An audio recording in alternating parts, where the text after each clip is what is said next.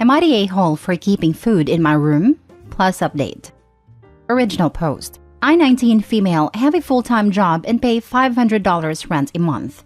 I still live with my father, my stepmom, stepsister, and unfortunately my stepbrother, 22 male.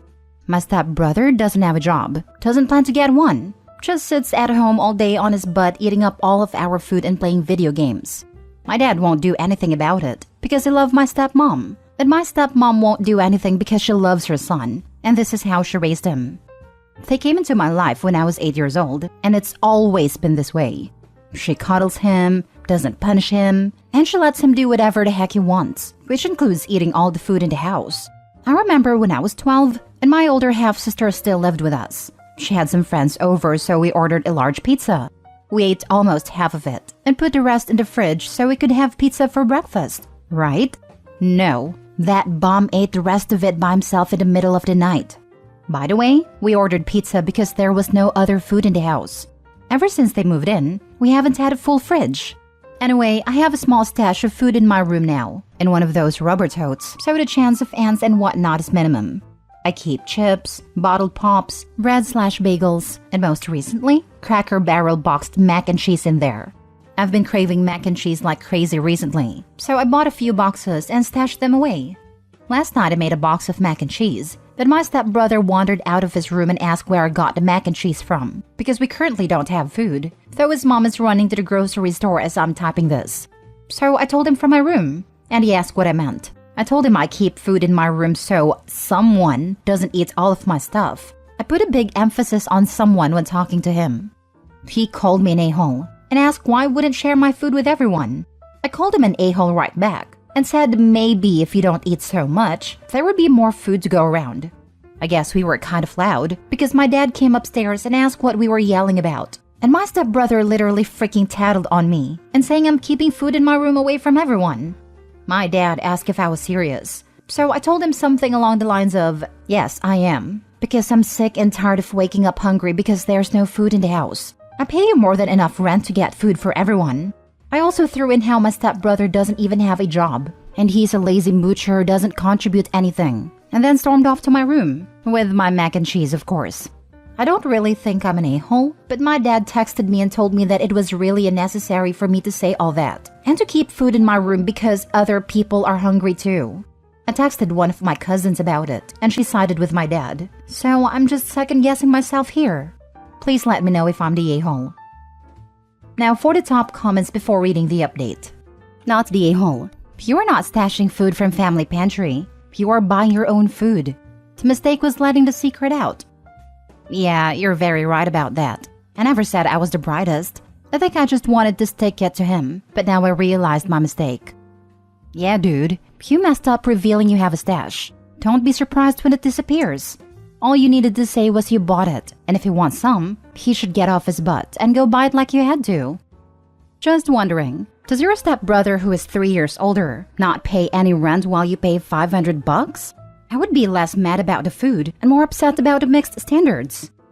No, he doesn't pay rent, but I'm also not really expected to pay rent. I just feel for my dad because he's constantly stressing over money, but I know he'd never actually ask me for it.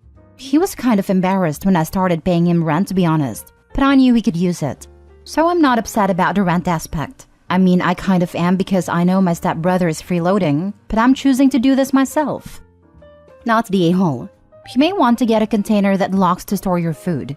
Now that they know it's there, your family will absolutely steal it. I'm not worried about the rest of my family, just my stepbrother. Luckily, my dad is pretty lenient in most things, so I do have a lock on my door. I'll start locking it whenever I leave for work now. Thanks for the tip. Not the a-hole. Up the ante and get yourself a mini fridge with padlock and microwave for your room. Haha, I've been thinking about that.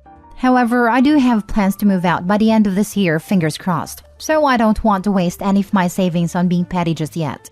If it gets any worse, I might have to though. Now for the update. So I did what a lot of you suggested and had a sit-down talk with my dad when he got home from work. The first thing he said before we even began talking was apologizing because he understood where I was coming from, and he just didn't want to deal with my brother's bitterness. I said that is fine, and then asked where he was spending all of my money because the mortgage is paid off and all we have are utilities and car payments and lots of car repairs because both cars are hunks of junk. This took him by surprise and asked what I meant. I told him that I pay him more than enough to have some money left over to buy food for the house, especially with my stepsister giving him rent too. He just said stuff for the house. So, I went with someone suggested and told him that from now on, I'll be buying the groceries and giving him whatever's left over from the $500 a month for rent. He told me I don't need to do that it wasn't necessary, yada yada, which kind of irked me, but whatever. I then asked if he was going to do anything about a food problem in the house, and this apparently finally broke him. And he told me that he's been keeping all the money I give him for the rent in a separate savings account for when I move out. I was honestly speechless. I gave him the money because he's always tight on it and stressing over it, and this man has been saving it for me. I immediately apologized for being kind of a brat about the situation. I had an attitude because I was sick of everything, and told him to please use whatever he needs so we don't have to deal with it anymore. It took some convincing, but he said he's still only going to use what's absolutely necessary, but said that I can buy groceries once a month and put the rest of the $500 in my savings. So thank you everyone for the advice. Some people have also suggested I talk to my stepbrother and try to motivate him or even try to figure out what's wrong with him. Not the best way to put it, but I don't know how else. And I will do that eventually. But now isn't really the time. For now, everything seems to be good, so thank you again. Anyone else wondering how long it'll take before stepbrother breaks into her room to steal her food now that he knows is there? That was my initial reaction as well. She needs to lock that food stash up tighter than Fort Knox. Agreed. I'm very surprised the update didn't start with, stepbrother broke into my room and ate all the food I had. Anyone else wondering how long it'll be before she figures out dad has no savings account for her? Am I the only cynical one here? Nah, I'll go with something like the stepmother draining it to pay for stuff for the stepbrother because they're family and OP should share. I honestly can't see him saving the money if they are struggling to buy food. The money is going somewhere, but I do not believe there is a secret stash of money and savings for her. Sounds like maybe stepmom taught her precious baby the ropes and getting by with no contribution.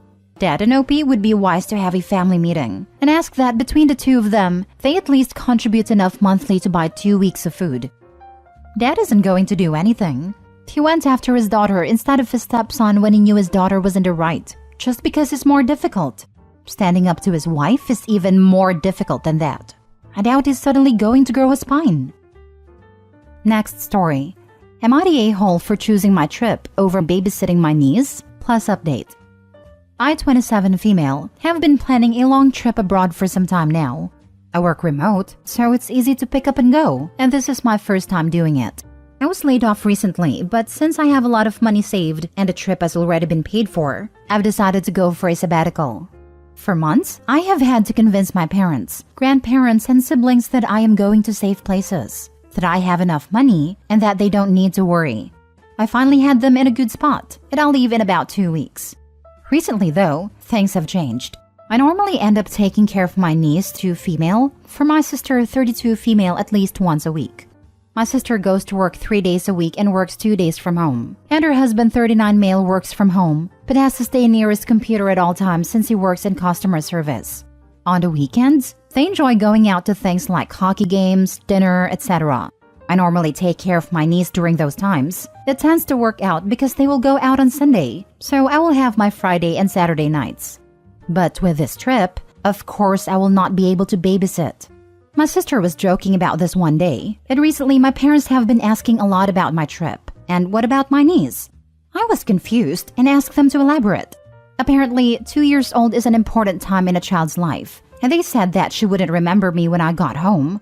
They want me to shorten my non-refundable trip and come home earlier so I don't miss out on any milestones. I told them that I couldn't and that it was final, and now they have been amping up the guilt. They have also gotten my grandparents involved. The only support I have is my brother, 30 male, who also never sees my niece except for special occasions. They are also bringing up my recent layoff and my financial state. I don't want to brag, but for a 27-year-old, I have a high enough savings that I could live for a year and never work. I've been laid off a lot, so savings was a priority.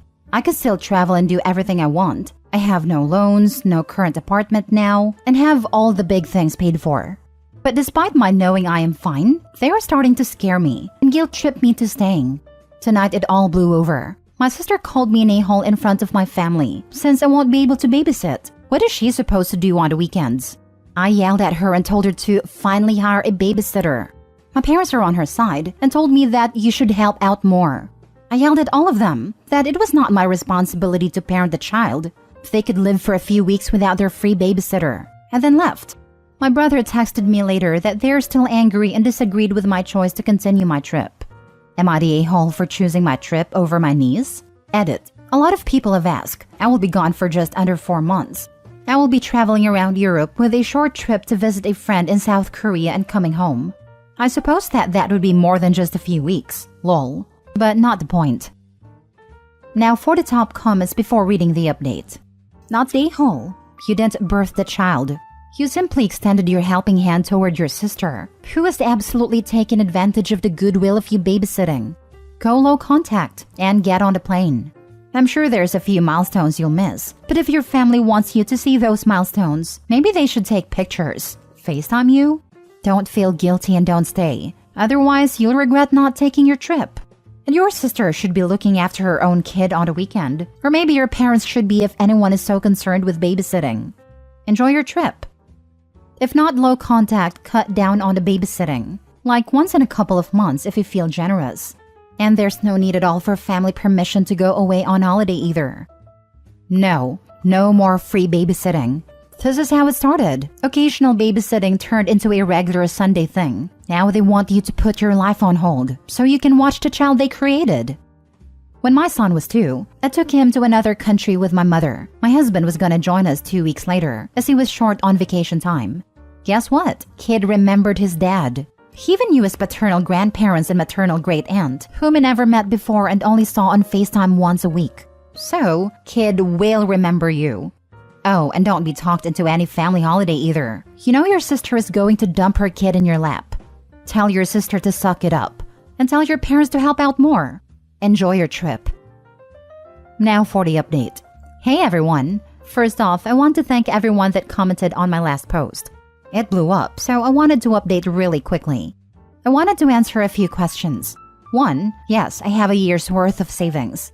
This means that I can pay for rent and other expenses for up to 1 year without a job. 2. I do plan on continuing to look for a new position and take interviews when I can.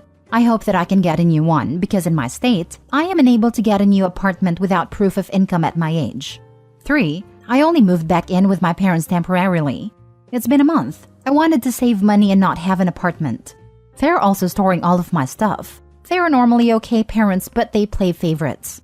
4. I will not go no contact with my family, but maybe low contact. They are important to me, but I will take your advice to stop babysitting every Sunday for my niece. It's obviously been a bad habit for my sister and brother-in-law. On to the update. Today was my niece's birthday. It was a small get-together of my family and some friends, and it was a really good time. After the party, my sister pulled me aside. She apologized for getting my mom up in arms about the babysitting. She knew I wanted to go on the trip. We hugged and I accepted her apology. For your information, my mom and I don't really get along. I don't like how she treats people. And her favoritism has always caused some insecurity. Though she has helped me a lot and I am grateful to her, I will always be the bratty youngest daughter, and I've come to accept that. Unfortunately, because of her, I have this people-pleasing behavior that I am trying to break out of. Hence, the pure turmoil between choosing my trip over my niece. My mom is very controlling, and the only reason I am still in contact is because of my dad. He's my best friend. I would hate to leave him behind. He understands my problems with my mom. He hasn't tried to fix much. He doesn't know how, but he listens and takes my feelings into account. It means the world to me. When my mom heard my sister complain, she decided it was going to be a good way to keep me home. She told the family about how a little girl shouldn't be traveling alone. She's mentioned the Natalie Holloway case, and that set a lot of people off. She watches a lot of Lifetime and Dateline. That's why everyone started hounding me in the first place. Then she added on my lack of a job and my other responsibilities like babysitting, so that everyone would agree that I shouldn't go. Now the big update is that I did choose my trip. In fact, I'm planning to extend. Maybe I'll travel more around Southeast Asia or go to Australia, since I will be over there. To be determined, but I wanted to thank everyone for the advice and the good wishes. You all have made me feel so much more confident about this trip. Thanks again. Edit. My parents do babysit once a week as well, just during the weekday since they are retired. Natalie Holloway was 18. You were 27, and that may make you a little girl if you're a tortoise or a Greenland shark. But as a human, it makes you a perfectly normal adult. Have a great trip, and Gray rock the F out of your mom. It's disappointing about the dad. Mom has apparently been pulling stuff like this for years, and he just throws his arms in the air. Defend your daughter, man. It's disappointing when kids can't understand that the other parent's sins are just as bad as the abusive ones if the other won't defend and protect the child. Sad. I wish people would get through their heads that the enabling parent is not nice. They are complicit. It's part of the screwed-upness of growing up in such a family. There's one parent behaving badly, and you feel terrible around them. Then there's the other parent. If you spend time with them alone, you feel good. They listen. Maybe they even acknowledge you're having a difficult time. They don't fix it, but during your time with them, you felt more comfortable. It feels like the dynamic is set in stone. You can't do something about it. They say they can't do something about it, but at least they don't brush you off completely. The thought that they could actually do something to protect you doesn't cross your mind. In your eyes, they are the good parent because they sometimes give you a minimum of attention, and you feel comfortable spending time with them in comparison to the other parent. It's difficult to wrap your head around the fact that they also failed you, but in a different way than the more obvious toxic parent.